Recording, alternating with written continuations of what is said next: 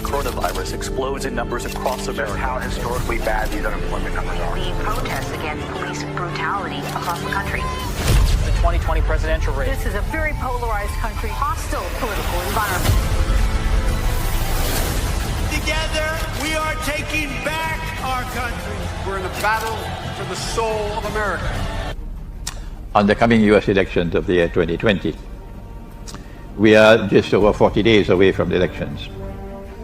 What are the implications of the elections? Well, from our Islamic eschatological perspective, is it Trump or Biden? And 4 years ago, was it Trump or Hillary Clinton? Who are those who are anxious for war with Russia and war with China? Was it Trump or Clinton? The schoolboy will say both of them. That's the schoolboy, so forget the schoolboy, he's useless. It could not have been Trump, because 4 years of Trump, and we are no closer to war with Russia as we were 4 years ago. So obviously, all would recognize that Trump did not want war with Russia. It was Clinton who wanted war with Russia. Is that a fair comment? Does that make me a supporter of Trump? No. It's just the truth. And now, in the choice between Trump and Biden, the former senator for many, many, many years, he's been a senator in the US Senate. Who is the warmonger of these two? Answer, it is Biden who would want war with Russia, not Trump. And so in a choice between Trump and Biden, the warmongers, the ones who are lusting for war with Russia, will want Biden as president.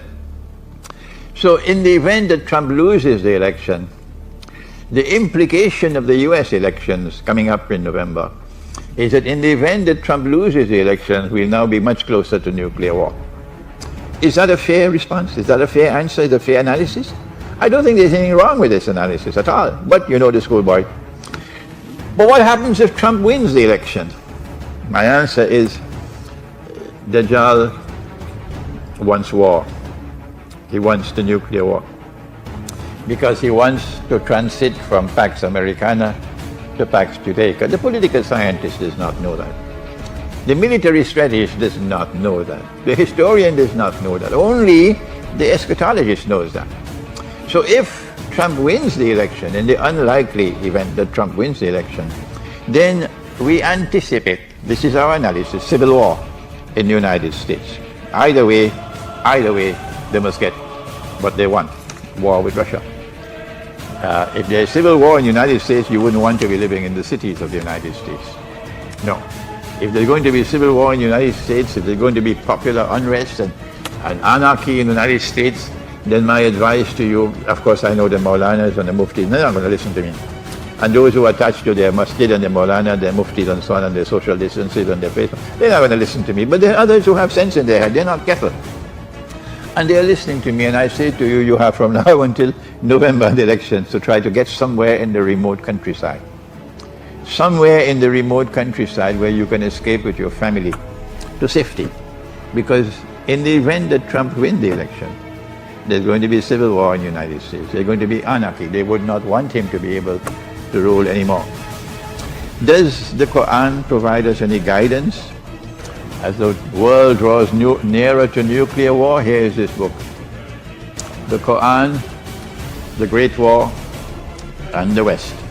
This is my very small analysis of the nuclear war which is coming, and this is Constantinople in the Quran, which is being translated to Greek and being printed in Greece under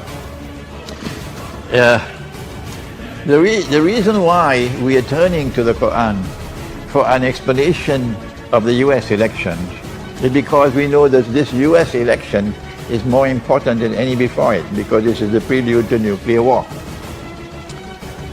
Why is it that Muslims in politics, you know, the Muslim politicians, we even have them here in Trinidad, why are they so scared of the Quran? Have you no shame? You call yourself a Muslim? And you're scared of the Quran? Because the Quran is something uncomfortable for you in your political life? Politicians don't want to study the Quran.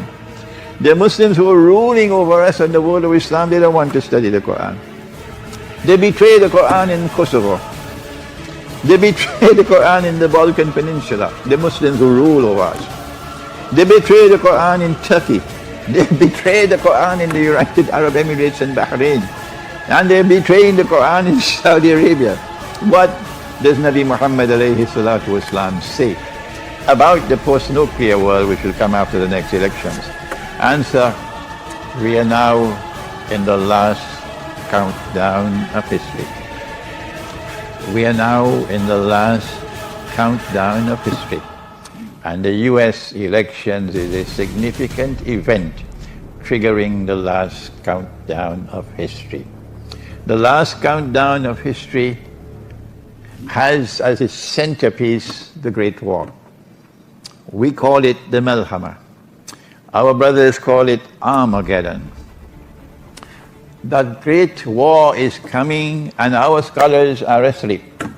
They make no mention of it at all, not even in the khutbah, not in their public writings and the public lectures. They are silent on this subject. And this is why our Prophet said that they will be the worst people beneath the sky. مِنْ عِنْدِهِمْ تَخْرُجُ الْفِتْنَةُ وَفِيهِمْ تَعُودُ. And they will be the centers of corruption of the people. I hope they're listening to me.